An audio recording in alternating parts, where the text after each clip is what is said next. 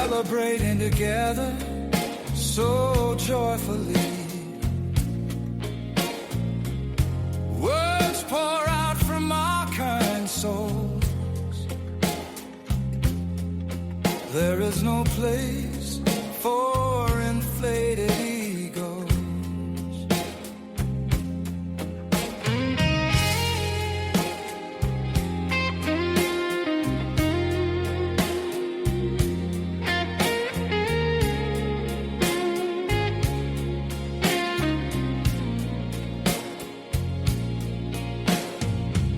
This place is home to you and me.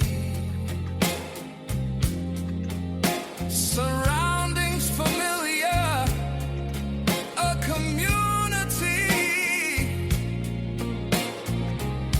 Let's write the words from our minds. All those adventures will be sublime.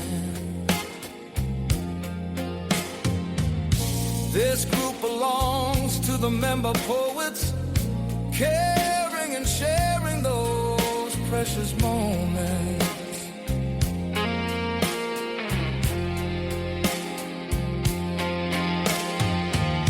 Let's laugh together, then share some tears, emotions displayed without anxiety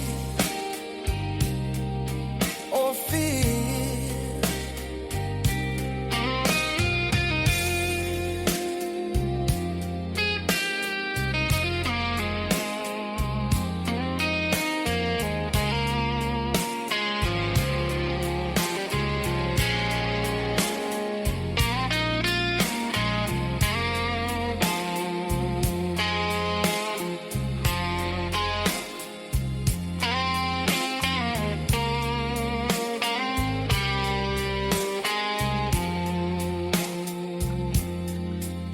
Quill and Parchment Society,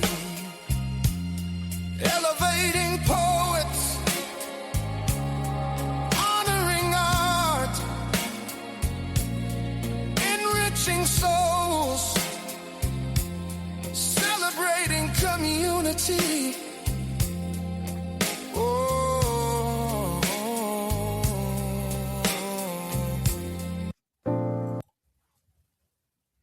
Welcome, everybody. Am I loud and clear? Scarlett, can you hear me? I see you out there. I'm just saying hi. Fantastic. Here we go. Welcome back, everybody. After a little bit of a layoff through the holidays, things got kind of hectic and busy, and we kind of took a break for a little bit. I'm actually here by myself this evening. Normally Zach's with me, but we had a little bit of a scheduling issue with him. We were trying to get things together and all that. Hopefully he'll be back next week or the week after that. But the important thing is we're getting back to reading poetry from the group. I hope everybody had a wonderful holiday season. From basically Thanksgiving to New Year's, we hadn't done any new shows or anything like that. People get busy this time of year, myself included. And, I felt like I needed to create some space to spend time with family and stuff like that. That way I had wonderful things to write about. And it's been a good time. But I've missed you guys. I've missed reading your poems. I've missed sharing poetry. I've missed having it shared with me. And there's some things within our group that we're going to try to restructure and reorganize. That way, if us as poets in this group, and for those of you that don't know, the poetry is brought to you by the poets of the Quill and Parchment Society. It's a group ran on all poetry. I think we're up to about 60 members total, 58, 60, something like that.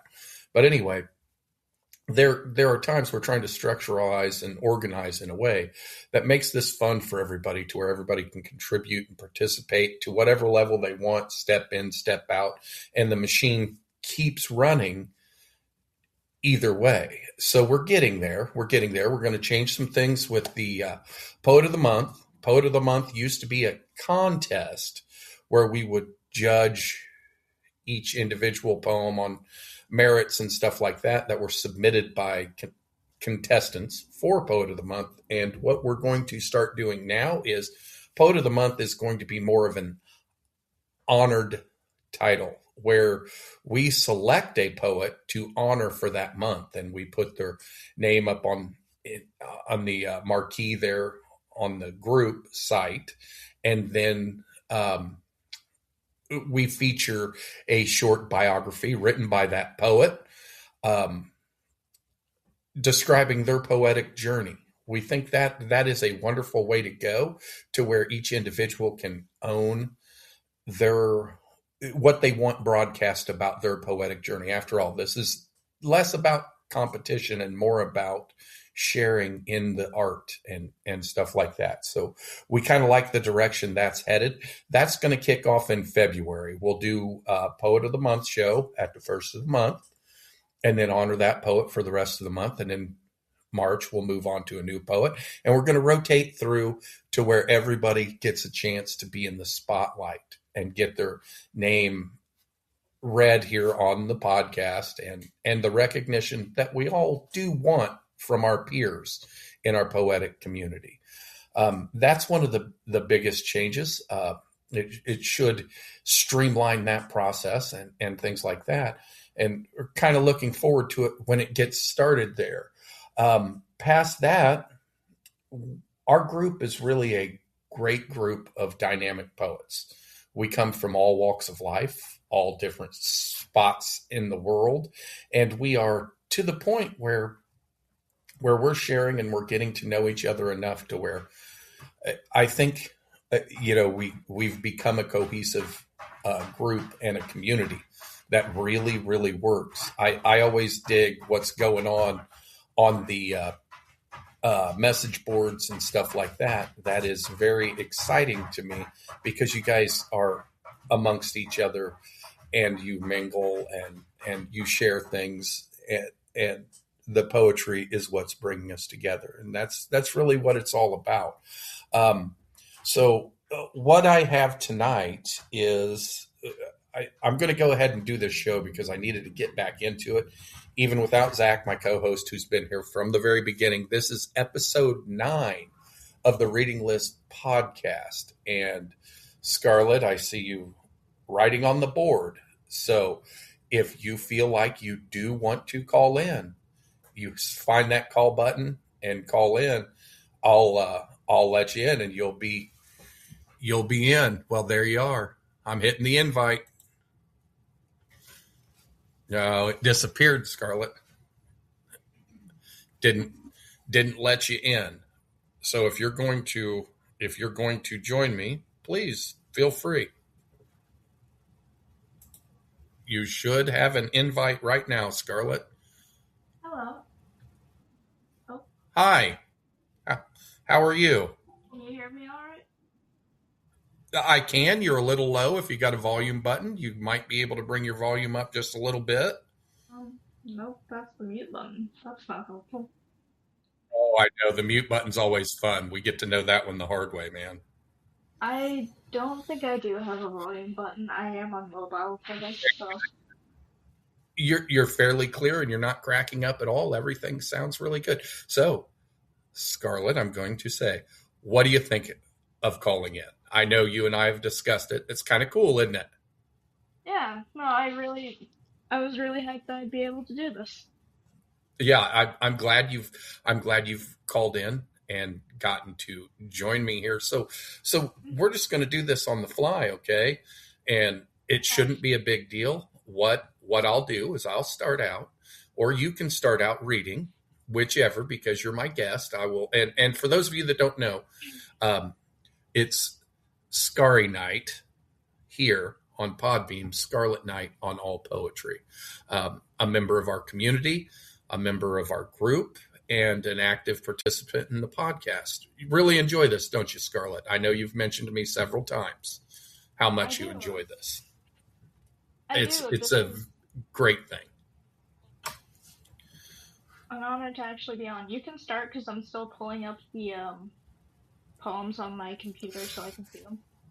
Well, that's what I was going to go through with you. Is there anything I need to tell you as far as where to find anything? I think you know your way around. Well, I'm pretty If sure we there's, just read in order of the way you got it on the little yep, topic board. you've So. you've found the topic board that says podcast episode 9 and 10, and I'll tell you something. Honestly, Scarlett, I didn't know if I could persuade you to call in, but I knew you had interest, and I figured you would be here. So I did actually move your poem up into the front end. That way you could read your poem that you have submitted here. Okay. Oh, I appreciate So that. without further ado, you ready to get started? I think I am. Okay. We'll do high rise butterflies, and I'll read the first one, which means you get to comment first. Alrighty. Okay. Here we go. High rise butterflies. This is by Dawn Gone Zeta. Each moment held true, creating new bonds. Poetic prose, protracting protonic delights. Electrons of words and neutronium songs. Quelling questions of chaotic insight. Promises kept create celestial lights. Shadowed amongst mindless chatter. Buried emotions knee-deep in lie. Undoubtedly becoming one's master. Crafting cancerous grief gratified. Secrets encouraged. The black sky. Atmospheric angels accenting airways. Nourishing nature's altruistic appetite. Silky silhouettes surround sunsets ablaze. Virgil's personal infernal delights. God is the rain, gifting all things life. Cosmic background interference. Matter, retrofitted, contorted, concise. Repeating life in a similar sequence. Kaleidoscopic view. Flat, circular eyes. Promises kept, create celestial lights. Secrets encourage the black sky. God is the rain, gifting all things life. Sequential, reverential surprise. All right. I really like that one in poem. What are your thoughts on that, Scarlett? What do you got? It certainly feels like something where it's taking something very small and not really concrete, but an idea that everyone kind of knows and like making it into something bigger almost. Celestial lights from promises,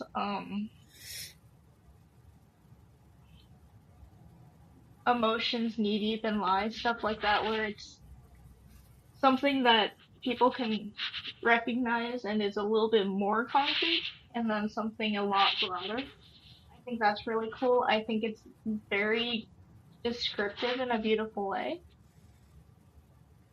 I'm not going to lie, I'm not entirely sure I fully understand it. And that's a wonderful thing. I'm glad you said that, Scarlett, because I know I'm older than you. You're quite a bit younger, but have you read? If you read down in Dawn's author's notes, it's very simple. It says inspired by the graphic novel V for Vendetta. So it comes from that comic and the movie V for Vendetta, which is a top 5 for me all time. V for Vendetta is an excellent movie, and I recognized that as I was reading through it because of one of the sayings, God is the rain, gifting all things life. So this is like a real, in my mind as I'm reading this is an outlook, a real outlook on life, and there's a poetic sense to it because she starts out talking about a little bit poetry, and there's the dark side and the light side, and sometimes the dark side can lead you to the light side. That's what V for Vendetta is, really an anti-hero. And I actually have a Guy Fawkes mask tattooed on my right arm from the pit of my elbow down to my wrist, and the only words in that are the words "God is in the rain," which is a quote from the movie V for Vendetta. So this was a treat for me. I really loved reading it. I was like, oh, I recognize exactly what this is. It was a joy, and you got those feelings. Did it? I think by your reaction, it kind of made you feel conflicted because it had like a pretty and a dark, and a pretty Yeah, and a dark. that The is one of it. contrast was nice. The context really does clear it up for me because I was like, I feel like I'm missing something. I just If don't you know. watched that movie or got into, now I've not read the graphic novels. I'm not a comic book collector, but I do watch the movies. And this is an older one from, I can't remember when it was released exactly, but it's been around for a while.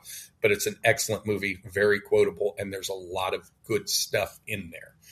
So I appreciate your comment because the contrast in our comments are from somebody who recognizes, who has seen the movie and understood it, and somebody who hasn't, but we both got something out of it. That's a good poem. Loved it.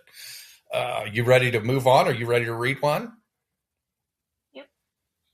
That should The be, next one I have is Pac-Man's. While I Was Away by Pac-Man, correct? That's correct. All right. I served 2 tours in Nam and slogged through the sand and desert storm. A brother died in my arms in Fallujah. Apologies for the mispronunciation. I came home to resume my life in the north. Ask me, how's that working out for you? My answer is don't get me started. I wonder how much in dollars this mess is costing, damage to our psyche and borders uncharted. Some of my brothers in arms have been evicted, a number of our youngsters have been put out of class. In each case, it was to make room for illegals. On top of that, criminals are given a pass. My family was happy to see me. They welcomed me home. I asked them what happened while I was away. Our laws are not enforced with gangs left to roam. It seems law and order has become a cliche. Perhaps I'm no longer meant for this time, a dinosaur in a world to which I was born, but I'm still standing, I kick like a mule. So I approach with caution and stay off my lawn. Oh, end poem. I always love Pac-Man's writing because there's some gifts in there. Well read, by the way, Scarlett. How's it feel that you got, let's concentrate on that you got through your first read just fine? I think that was really nice. I have no idea how one of the words in this poem is pronounced, but it's a joy getting through it, isn't it? And I like my favorite part of you're calling in and cold reading. So you haven't read any of these either. That's important. I love to cold read because you guys, as listeners, as you get to know me, you catch me reacting to a poem as I'm reading it. And I love the way you transition through that because this got heavy. It really did. And Pac-Man's really good at that. The fact that he is doing the mentioning of the Vietnam experience and stuff like that. He's flashing back to Vietnam and talking about what he's seen and what he's done and what he's experienced. I served out 2 tours in Nam. That is the opening line. I served out 2 tours in Nam. So you're getting into something that is a life experience. This is not fiction. This is factual and his views on things. And it touches on a little bit of political stuff, but it doesn't hit you over the head with it and stuff like that. And it also has this kindness for the soldiers that is often overlooked. I think we're better now as a society with thanking our soldiers for their service and things like that than we ever used to be because there's a concerted effort amongst us to do that. And that's a good thing. But there's a lot of things that guys come back and guys and gals come back, soldiers come back from war with feelings that we can't understand if we haven't experienced it.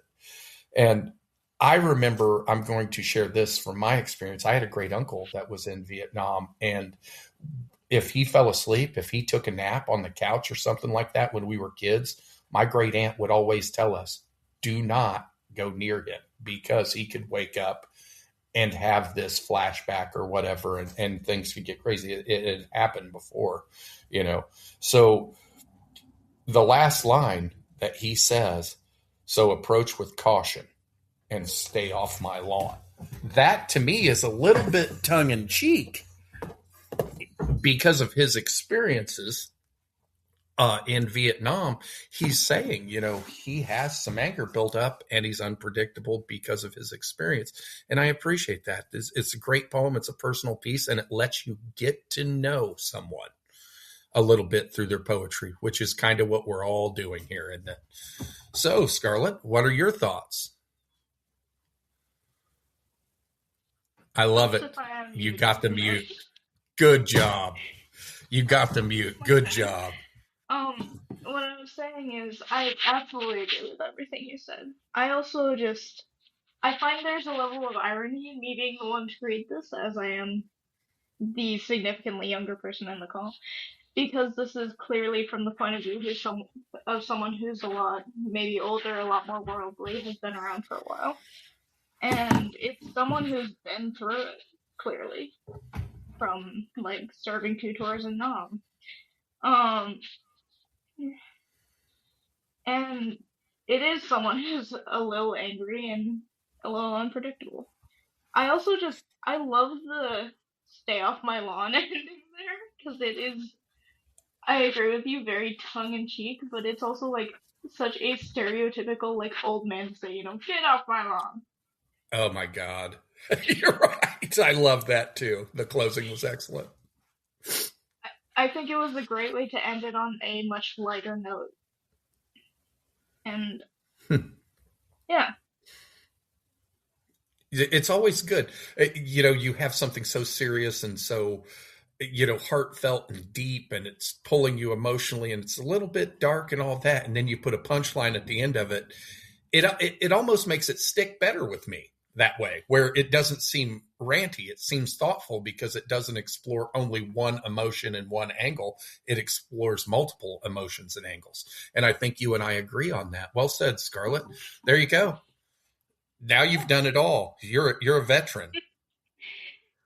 You ready to move on to the next one? I think I am. Okay, we have Pulse by Fran Marie. In vibrant visions of streets gone mad, beats the pulse of entrapment. Is it heaven or is it hell? No one knows, no one can tell. And the pulse, it has ground control, powered through lights of a fifth dimension, with fingers pointing in all directions. It divides, then multiplies. Beyond anyone's comprehension, subliminal thoughts of wild intention, lending its knowledge of mass confusion. And where do all the people go? Before and after present footsteps, pounding soiled pavement, needing no down payment to purchase and possess this big bright mess of urban decay. And it's still there, following with its sneaky infusion below the threshold of our awareness and the pulse. It beats on, beats on, beats on. In poem. Wow. Oh boy. That's a good one. I like that. I like the way that felt. I'll let you comment first, Scarlett. Please go right ahead if you're ready. Thank you. This very much to me draws the mental image of, like, crowded inner city streets, like your New Yorks, your Bostons, that type of area, especially with this bright mess of urban decay. It is giving me the energy of someone who's very overwhelmed in the city, and there's just a mess of all these people, and you kind of feel trapped almost. And I think um it's a lot more abstract than that, but that was the image it gave me. Um, in the author's note, I'm going to note that they say pain, depression, pressure of living in today's so-called modern world or maddening confused society. And I feel like this does capture that very last chunk, maddening confused society, very well. Well said, Scarlett. I couldn't agree with you more. And I'm glad you went down and looked at the author's notes too, because when I looked at the author's notes, the metaphor used here for the pulse of the city and the maddening, it works very well with what this piece is saying.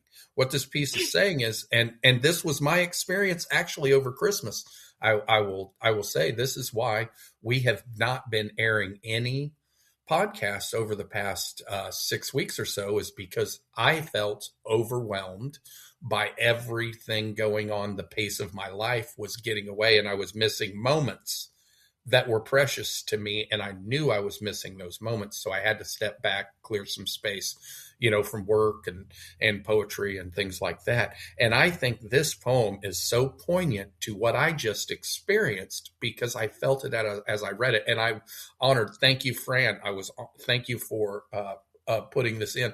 I was honored to read this, and it really hit home with me in particular right now at this moment, because I just experienced that. Life was a bit maddening. I needed to step back, take a breath, breathe it in, because I know when I get back in the fray, it's going to do it again. But I needed to recharge. I needed to refresh. I needed to get back in the fight, because it's always going to be there until it's not anymore. And when it's not anymore, who cares? But right now we care. And I think this poem said so much in a way that was so smart. It was so well written with that poetic flow that was nice. The rhythm was easy to read. There was a little bit of rhyme stuck in places that I really liked, and it flowed nicely, and it made me feel good. It made me feel encouraged, not discouraged, encouraged, and I really like that. So thank you, Fran. Scarlett, you ready to read another one? Alrighty. What do we got next? I believe. Yeah. Yep. Daydreams by Hint. Have you ever confused your dream with your reality? Have you felt yourself watching like a stranger living life for you? Sometimes things just are the way they are. Sometimes they don't go the way you pictured them to. Perhaps I thought maybe I was different, unique, or maybe it was the reality I refused to face inside my dreams. Don't we all love to dream? Sometimes weird, sometimes real, but what do you even do when the dream is just so good and so much better than anything your reality could ever be? It's like a drug, an addiction, you should never fall in love with. Well, I certainly did. And I killed the kid whose only mistake was wondering. She wondered what I'd be doing by now, which friends would stay, what dreams I'd chase, who I'd become, how excited I'd be for my final year of high school. She never once thought to wonder whether I'd still be alright, fine, okay. Something she always was, without even trying. She does not live in my heart now, just my dreams, where she'd come and whisper into the ear of this stranger asking, "Who are you?" And the stranger can't help but ignore. Ignore her pleas, her needs, her wish. There is no shame or fear, nor is it that they wish to stay silent and not care. It is the honest truth that they've spent so long living in their weirdly real dreams that those words, like a dead corpse, have lost their meaning, their thoughts, and whatnot. End poem. Oh, well done, Scarlett. That's a poignant read for you too, because I think it hits right in your age group where someone's trying to find themselves. That's what this says. It's less about finding themselves and more about feeling like, I guess, they've lost themselves through the aging process. Things are not as simple as they used to be when you were a kid. Where did that child go? I'm getting ready to turn 52 years old this year. And I remember every decade, it was something different. As you go from your 20s to your 30s, life changes. You become more adult-like, and take those responsibilities and things like that. And now in my 50s, it's plow horse. It is, you got to go to work. You got to do this. You got to do that. And where's the time for all those things that you enjoyed? That makes I you think happy. That gets lost. It gets lost in the hustle and bustle of your everyday life, in the routine of going to work or school or taking the kids to daycare or going to the doctor or doing this or doing that. I chose later in life to reconnect with that silly part of me that just does something for me. I decided to reconnect with that part of me in an adult way by buying a motorcycle. Just out of the blue. My wife said my brother had a motorcycle stored in my garage over winter because he didn't have a garage. And I was out there looking at it, and she goes, "You want a motorcycle, don't you?" And I was like, "Yeah, I've kind of kicked around the idea, but I just haven't ever done it." And she goes, "Well, you ought to get one if you want one." So I sure did. I got one. And, hindsight, she was correct. That was the best cure for it. Wasn't a midlife crisis. I just needed something that was mine. So I got on a motorcycle and I started riding it for the first season by myself. And then I put her on the back of it. So her and I grew together on the motorcycle. And it is a complete experience that goes with what this poem is trying to say. You have to stay connected to that inner child. When you lose that inner child, you lose the joy that drives you, and you just become somebody that is droning through and all that, and you miss that inner child. So any reconnection you have with that part of you is a wonderful thing. I love this piece for that. What are your thoughts, Scarlett? I this is a little bit younger than what I am, but I absolutely recognize this.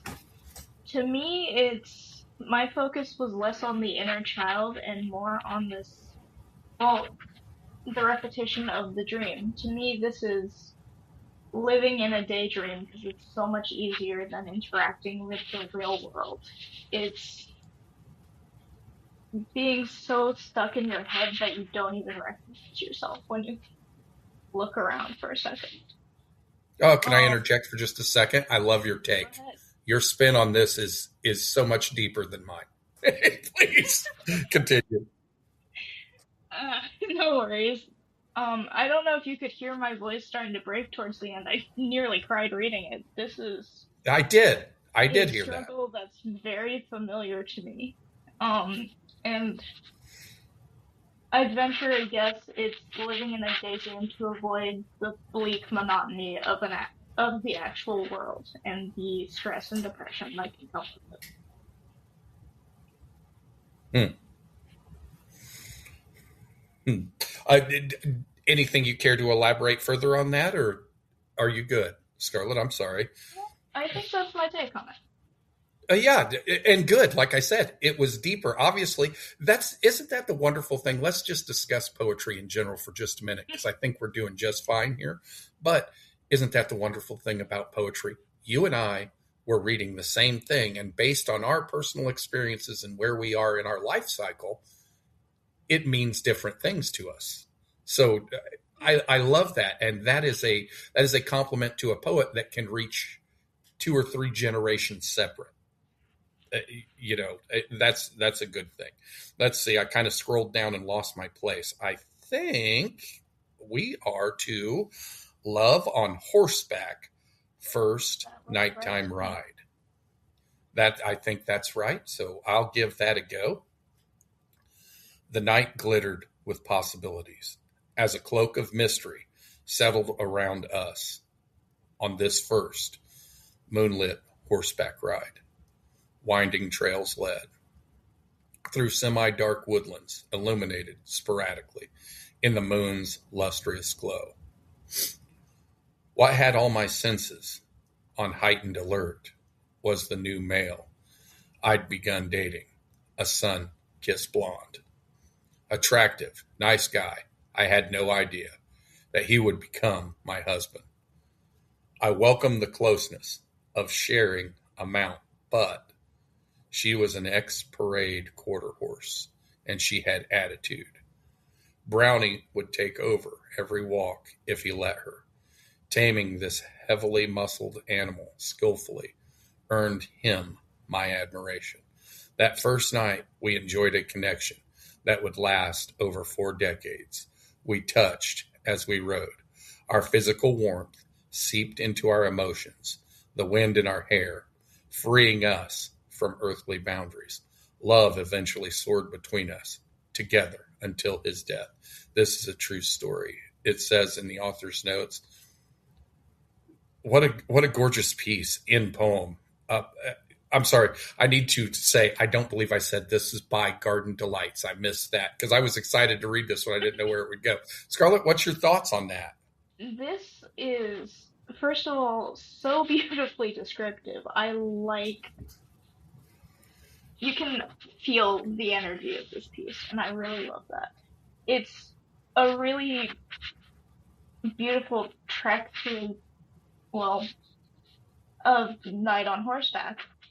I love the way they wrote she was an expert horse and she had attitude, because that tells you so much in so little words. And the way you can see her, like, I'm assuming her, I don't actually know, my bad. You can see the writer admiring um the way the guy interacts with and can actually properly guide the horse. And I think that's just really interesting. It really gives you a view into their minds. That's my take on it. What about you? Um, I'm going to be perfectly honest with you. This whole poem works as a metaphor for the first time of a sexual experience between two long-term lovers, where it initially catches your attention, and it says at the bottom, this is a true story. So, is it a true story in a metaphorical sense?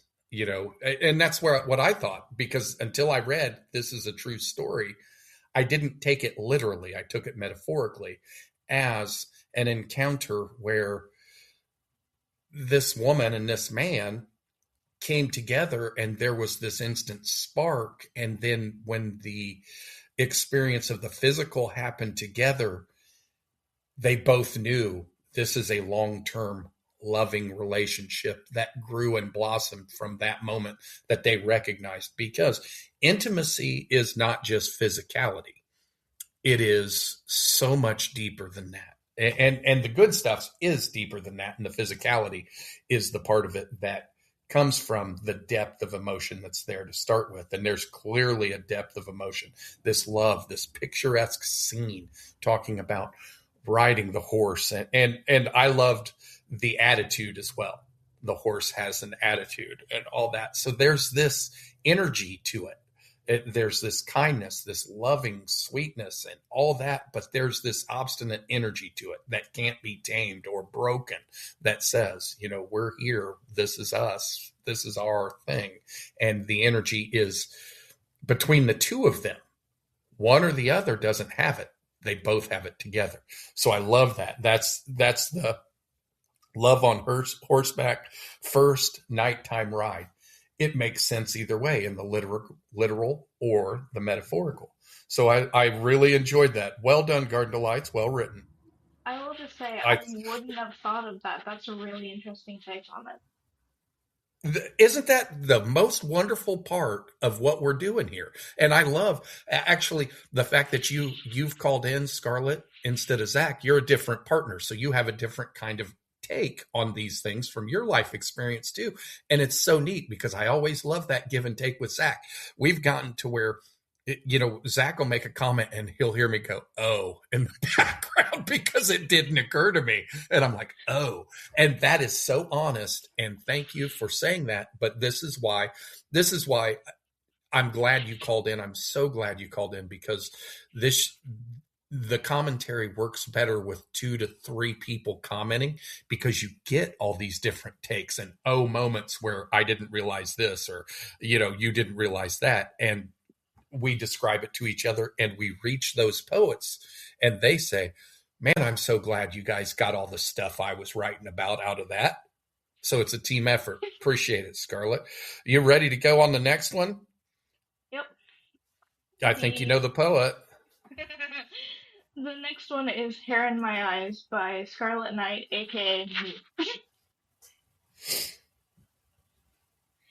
My hair's too long. I can't see what's around me. I can't see what's around me. Hunting, stalking, coming. Hair in my eyes, blinding, stabbing, hurting, hunting. He sees me. I feel it. I can't see him. There's hair in my eyes. Hurting, hunting, grabbing, pulling. I can't breathe. There's hair in my eyes. Hair flooding my lungs must be. Grabbing, pulling, ripping, tearing. Clear the hair. Empty hall. No one's there. Go home, little one. No one's there. End poem.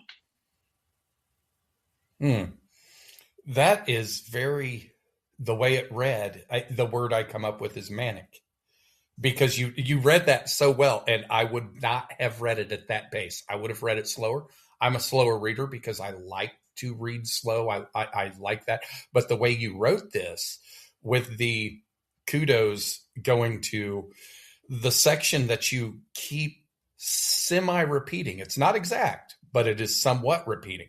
Hunting, stalking, coming. It reminds me of something that I wrote some time ago in a similar fashion, where I was just continuing with those words to create that rhythm that you created here that made this feel manic.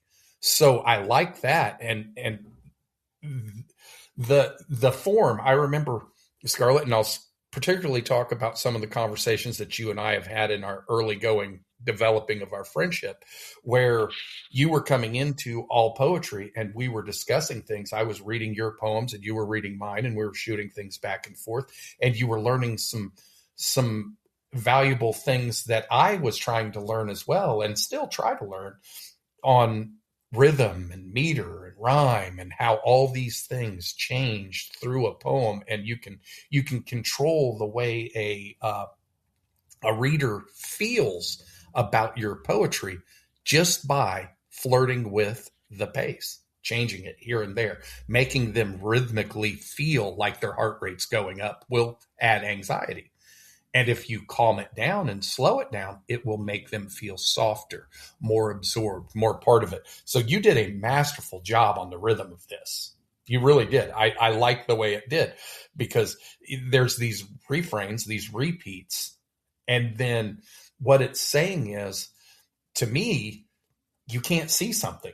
There's hair in your eyes. You're being maybe bothered in a sense by something like a gnat or a bee that won't go away, but you can't see past it. You can't get past it. And it's causing a problem with like day-to-day function. So to me, this could be something about a little bit of a,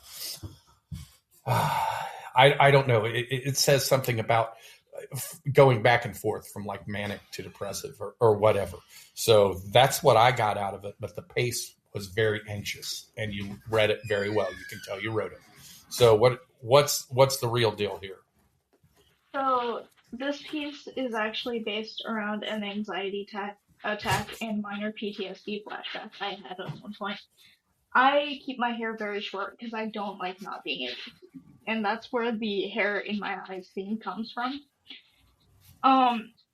It's essentially when you're not able to see, or like there's someone behind you and you're like, I'm in danger. I can't explain why, but there is something there.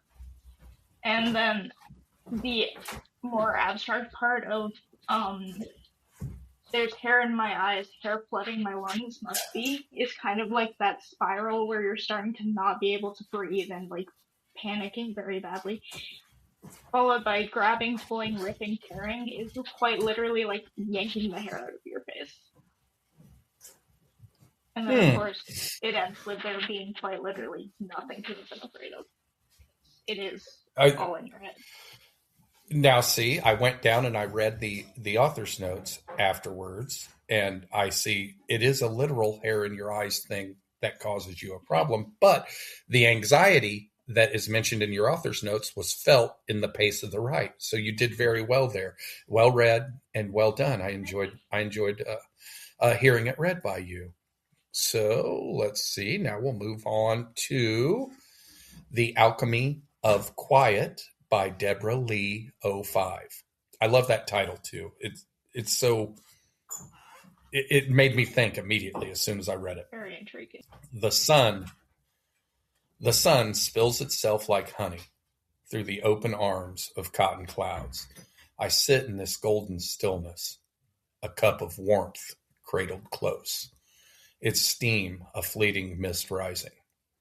Outside, brittle branches scratch at the air, the sky a pale blue, a dreamy forgetting. Snow rests in the pockets of shadows, glinting where light catches its crystals. The season lingers, patiently waiting. My book rests heavy, an open door, its pages swollen with old heartbeats. Familiar words rustle like leaves in my mind, their veins reaching toward my longing. Light now kisses the windowsill, stretches thin, softens the room in streaks of yellows. I press my palm where the sun bleeds, my skin hungry for this fleeting glow. This moment feels as if it's fragile, a slow flowering blossom of time. The world pauses. Nothing demands more. Just me, this tea, and the sun's apricity. End poem. Ooh, that was nice. What do you think, Scarlett? You get to comment first. What apricity means. I think you're brave to admit it. What does it mean? The warmth of the sun in winter is the definition. Okay. Context, I kind of got that. So I was close in context. Fantastic. Go. I also very much got that through context, but I wanted to make sure because you never know. I love the research department when we have one. I love the descriptions used in this. Especially a cup of warmth cradled close. It was used well before we knew that it was tea, but it gave automatically the feeling that they were either drinking coffee or tea or hot chocolate. It's just a really beautiful moment where you can kind of catch your breath because you're just reading and having a cup of tea and enjoying, I want to say, your morning. I do think that apricity does really capture what this poem is saying. I think so too, Scarlett, and I appreciate that you looked it up to make sure, because from the context, we were both spot on, which is a very good compliment to Deb as far as how she wrote it, because it was understood even with me being ignorant of what that word was. That's the first time I'd ever heard that word. And that's another thing I love about poetry. I keep saying that I love certain things about poetry. I learn words, and some words, they just grab you and they light you up with these thoughts and things. I remember when I come across the word quietus as a synonym for death, I thought, boy, that is such a beautiful word, quietus versus, and it's been around forever, I think, since Shakespearean times.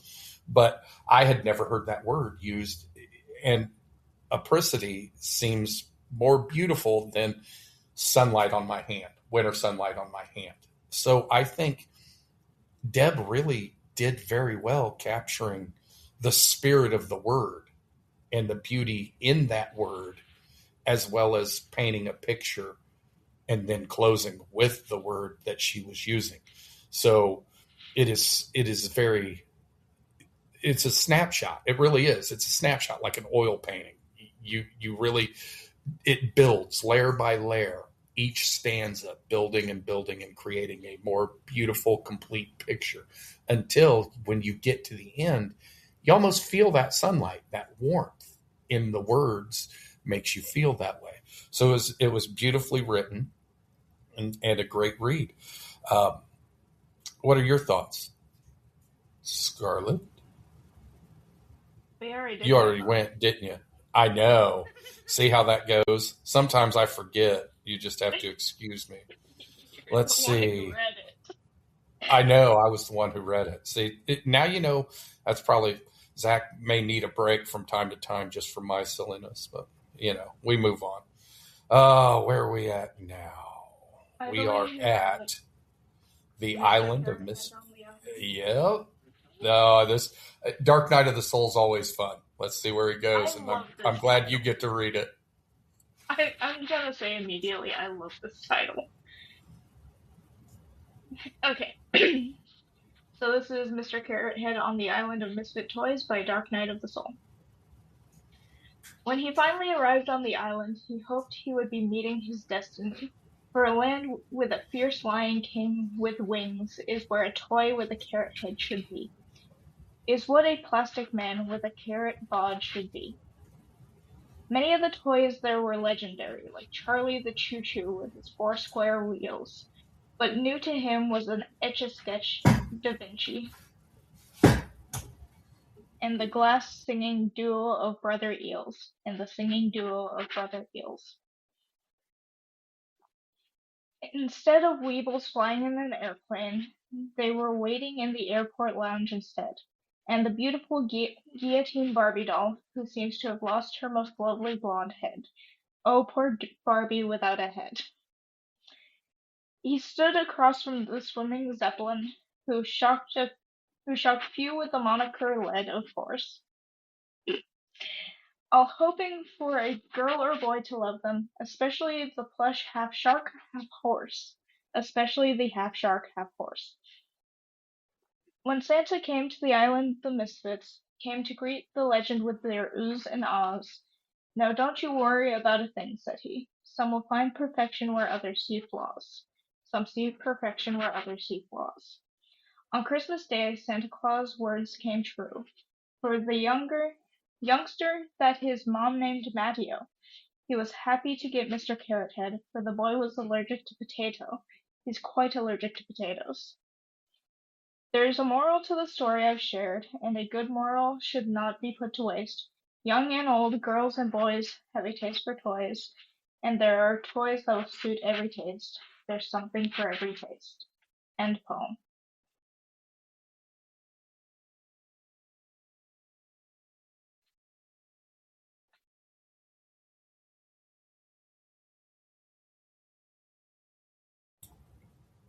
How do you feel about that, Scarlett? I was on mute. Uh, what I was saying was Doug's screen name is Dark Knight of the Soul. And this is like the least dark thing you could possibly write. I love it. I love just that juxtaposition, that contrast in his name and what this is. So I went down and I did read because I wasn't sure what this was. I did read his author's notes, and he says, "Okay, it's December. It's time for Christmas poems!" Exclamation point. So he was very excited to write this one.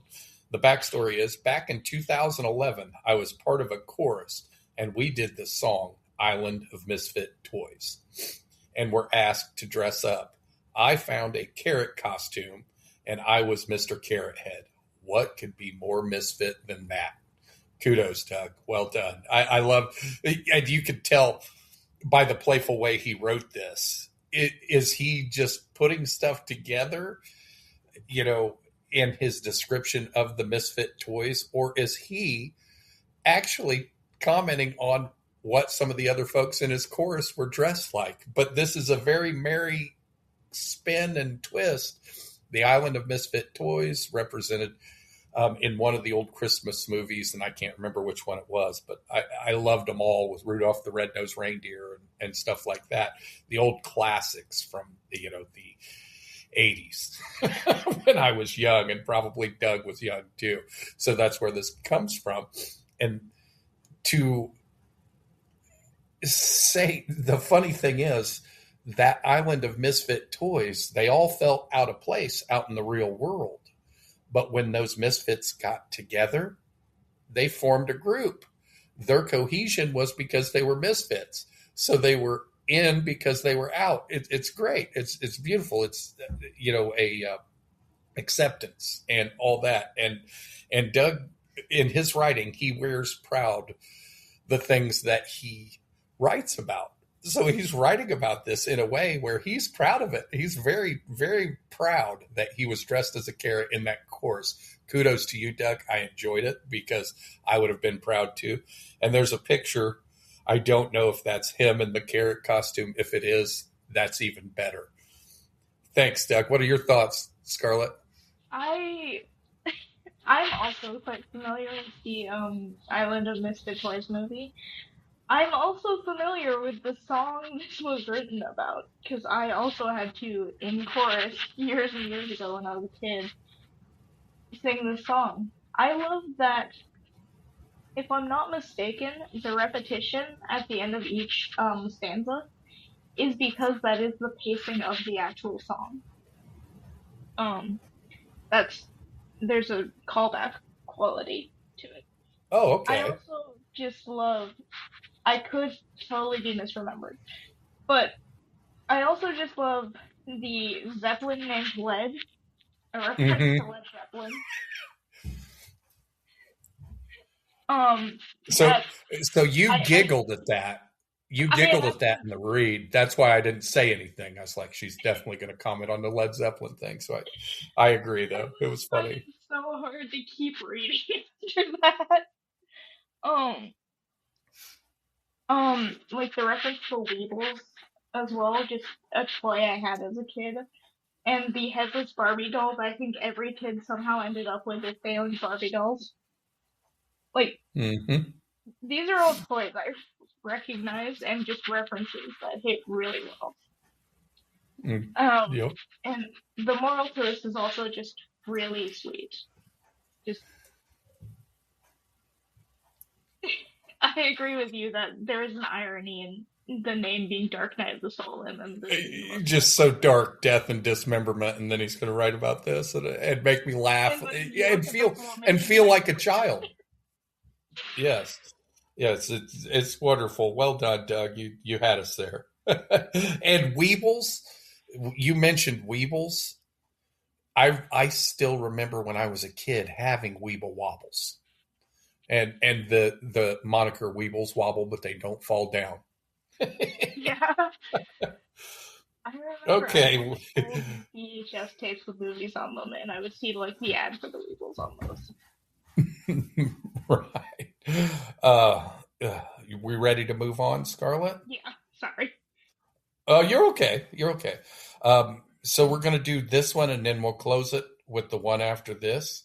Okay, and your read. So this will be my poem titled Nebula by Unexpectedville. In the void of a nebula's grip, dust and gas forever adrift. The stars glint a hopeful blank, distance and time a broken link. Remembrance of the past, held so tightly and so fast. They're slipping away from me, like my breath ended, tragically. Gravity has become my only friend, with me now, from beginning to end. The weight is heavy, but not quite crushing. I'm not alone, at least. That is comforting. The noose draws tighter on the neck. Creation, constriction, butterfly effect. I think, therefore I was, in one timeline. The way back home I may never find. A collapsing nebula births a star, to be admired from distances afar. I want to be held like a lifetime ago. Escape my tomb, feel a warmer glow. Black hole mass of a nearby death. Just like me, fate's stealing her breath. She pushes me ever so gently, softly, whispering of the gateway, lovingly. I remember the voice I'm hearing call. Mother, dear mother, it's you after all. The pressure subsides and light erupts. I breathe again as the whispering stops. Mother, dear mother, your light won't fade. Your sacrifice is how every star is made. In poem. Wow. Thank you, Scarlett. This Had you read this one before? no. This is Hmm. a lot darker than you tend to go in your rights, at least from what I've seen. Yeah, yeah, but I just go ahead. We won't make it an exchange. I want to listen to what you have to say. Go ahead. Okay. Um, it's hold on. I gotta gather my thoughts for a sec. Um, it's very like it's dark, but it's beautiful in how cosmic it is. Like it's well, quite literally referencing cosmic celestial bodies and like nebulas and stars and such. But it's also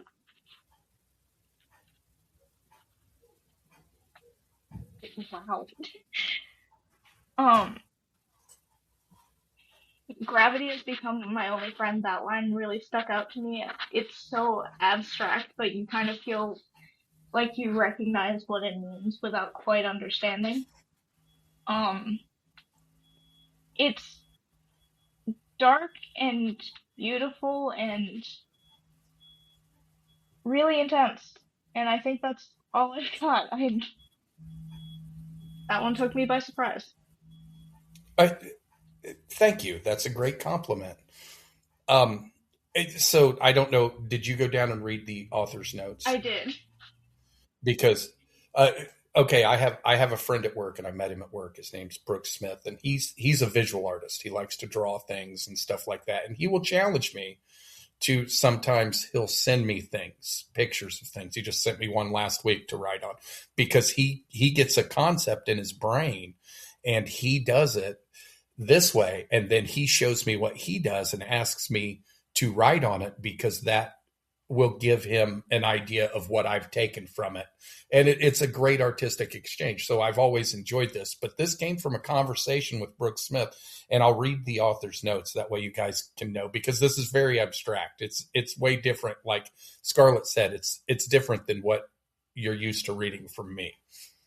This piece came from a conversation with my friend Brooks Smith. He posed the question to me: what if we were reincarnated and were stuck as a speck in a nebulous mass until we were born again? He wanted to see what I would write. I chose to go with the birth of a star. The nebula dies to form the star. It's a literal concept used as more of an abstract metaphor. So basically, there's a memory. Okay, reincarnation. If you believe in reincarnation, it's like deja vu. It isn't exactly a memory where you remember this exact moment. It's more of a feeling of the hair standing up on the back of your neck, and that's kind of where I wrote this from. Like you're stuck in this nebulous mass, and the star is being born.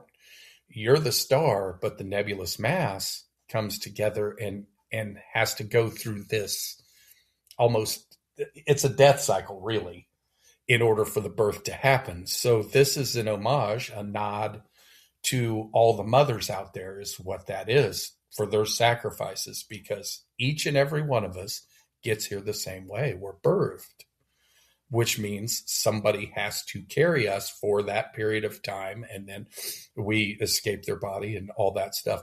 But if there were memories with the reincarnations and stuff like that that were residual after the birth, you forget them in that moment. So this is happening. This is happening as the birth is happening. It's the last memory in the previous life before the rebirth. And I know it's abstract and it's weird, but it's where it took me. And I think you picked up on that, Scarlett, in your comment, and I appreciate that. Thank you very much. But that's really what this is. This is an homage to my mom, my wife, who birthed both my children. It's a beautiful process. I mean, regardless of how you go through it, when that child is born, the air is different. The world is more beautiful. Everything is completely changed. So that's where that came from. And thank you for your comment too, Scarlett. Well done. So we're ready to move on. This, sure. It this is such a weirdly specific thing, but it reminded me a little bit of the ending of Charlotte's Web, the kids book, where Charlotte the spider, spoilers for anyone who doesn't know it, dies because she's laid her eggs, and that's how a spider's lifespan goes. And then it's really sad, but then like a little bit later, there's all these baby spiders, and it's happy, which is not a description I ever thought I'd give for baby spiders. Yeah, but that the end of that is so sweet when Scarlet or when Charlotte knows that it's over. Sorry, Scarlet, I tripped on it there. When Charlotte knows that it's over, that she's going away, and she's telling her friend, this is it for me, and he's like, no, anything but that, and he doesn't understand it. Why are you leaving, and all that? You're right. I agree. Well said. I appreciate the thought. You ready to read the next one, the last one of this show, Scarlett? I am. However, I've scrolled and I am lost now. Which one are we on? Okay, I Am a Book by Equine Anne. That's what happens to me as I scroll to and get lost. Thank So you. Okay. I Am a Book by Equine. Bound in blood red leather, nice and interesting, so you'll love me forever. Gilded drop letters on the front and spine, as gold treasure as great as any gold mine. Marbled fly leaves pleasing to the eye, heavy in both ways, so to love me you must try. I really weigh a ton, I ensure you have lots of fun. People can just smell me for ages before they've read me. I smell gorgeous as well as looking beautiful as can be. I educate people and get them to weigh things and consider them. I hope you really like me and think I'm a gem. I also tell you lots of stories. I hope you see me and all my glories. Telling people stories that brought tears of joy, I brought them more happiness than any toy. Then when I was put away for many years, crying my blood red tears, feeling all my fears, until being picked up again and remembered fondly by many women and men, thinking how they are now and how they were then, and how far they grew and how much they knew, smiling at how much I've let people know, how much I've helped them to grow, and how far I've seen them go. End poem. well read. Well read, Scarlett. So this is personification of a book, it appears. And I think Equine Anne here is going into some of her own attributes, her own personality, and her own things and stuff like that, and then bouncing back into literal things about books, because we both know Equine Anne from the group, and I think she is very well read and very well educated, and she hard rhymes, and she does it very well. There's a rhythm to Anne's poetry that you really, it's very consistent all the way through. She really works at it, and in this particular poem, I think it's very effective the way she used it to make you bounce through it and feel like you're part of her thought process. She lets you in pretty deep with all the details and stuff like that, and there's so many mentions of different things, but done in that rhymey way. It bounces from one subject to the next subject, not subject, one point to the next point, to the next point, to the next point within the greater subject of what books mean to her.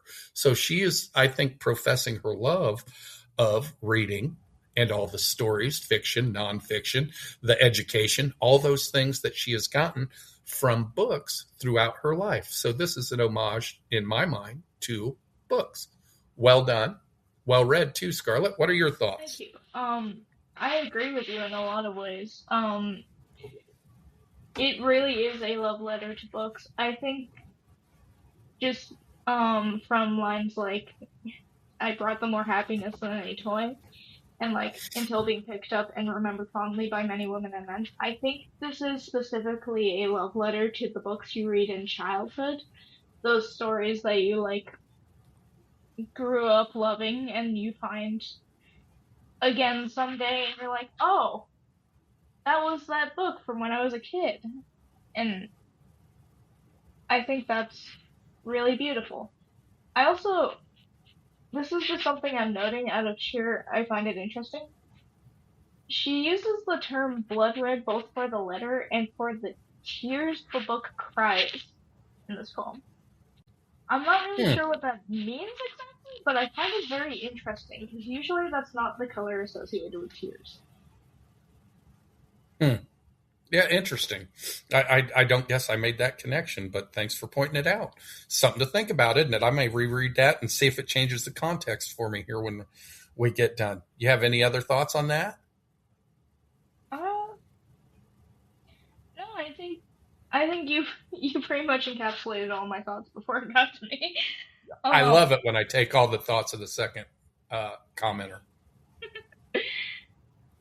really lovely, right?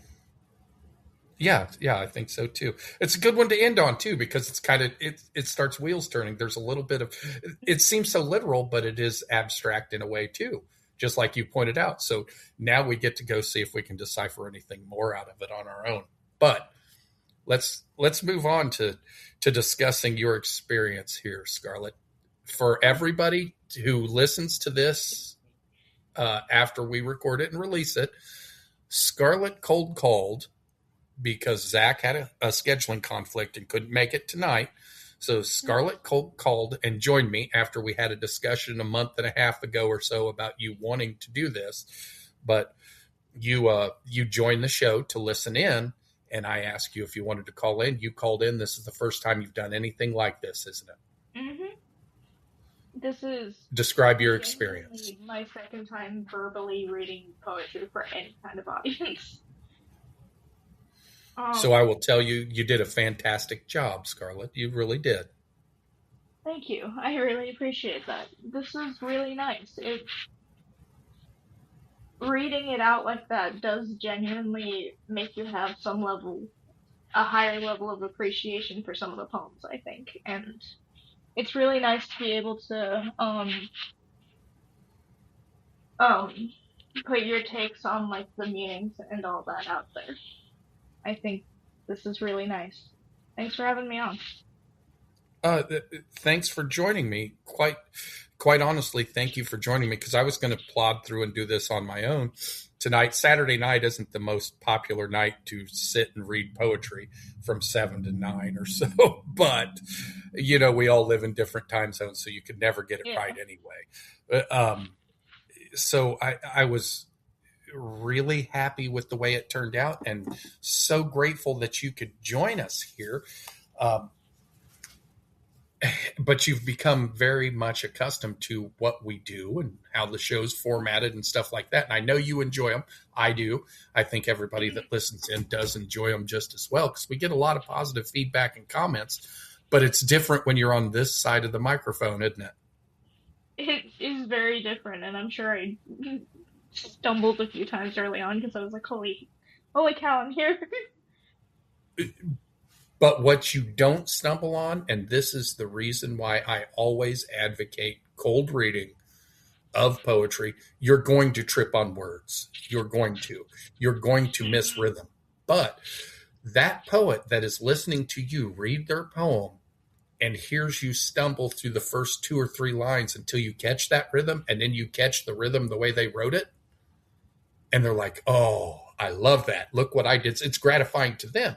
And it's gratifying to Yeah. you as a reader too, because you have to learn how to read poetry. That was one of the hardest things for me was learning how to read poetry because I'm going to be honest. This is probably people won't believe this, but I'm not one that likes to just sit down and read.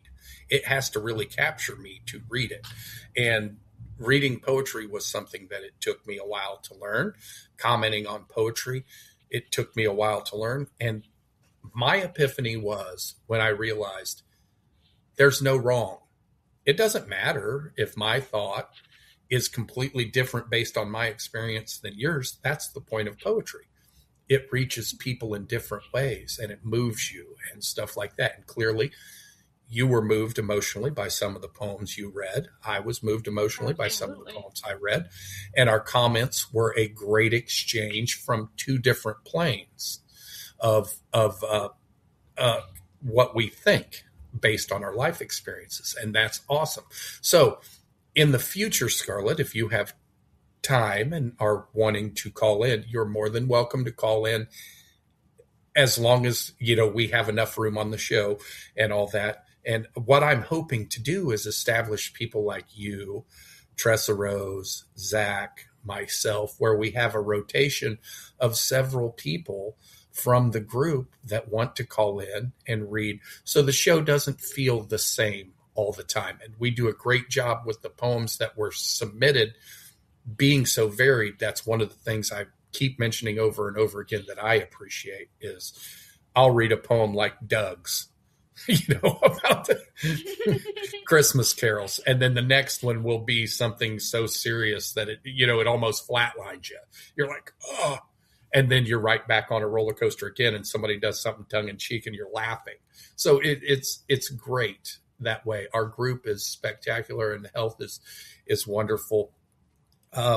Is there anything else you want to comment on in closing, Scarlett? Anything you want to say about the group, about your take on what's being done, how you feel about any of it? Anything you want to talk about, go right ahead. Just want to say I'm really glad that this group exists, that we were able to make this something as beautiful and mostly functional as it is. And I appreciate the fact that you say we there, Scarlett, because we all own a piece of it. Well, if it was only like one or two people, it wouldn't be what it is now, would it? It sure wouldn't. You're right. The size and the eclectic group sure make a difference, because you can't pin us down as one direction or the other, can you? We go all over the map. Certainly not. So there are certain things, Scarlett, I know you're used to how the shows flow and all that, and we read and comment and exchange and stuff like that. But there are certain things that happen that indicate what's going on. And this is the ending credits, Charlotte. Zach always laughs whenever I play this, so you don't have to. That's his thing. But I always try to hit him with it when he's in the middle of something, so it makes him laugh and stumble just a little. Anyway. I had to go check that my Spotify didn't turn on. I'm sorry, what was that? I didn't realize that was the end credits, but I was making sure my phone wasn't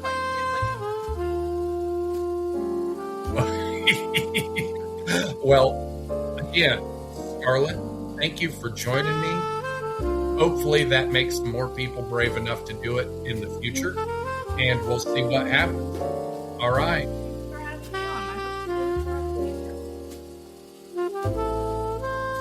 Enjoy and have a great rest of your week, Scarlett.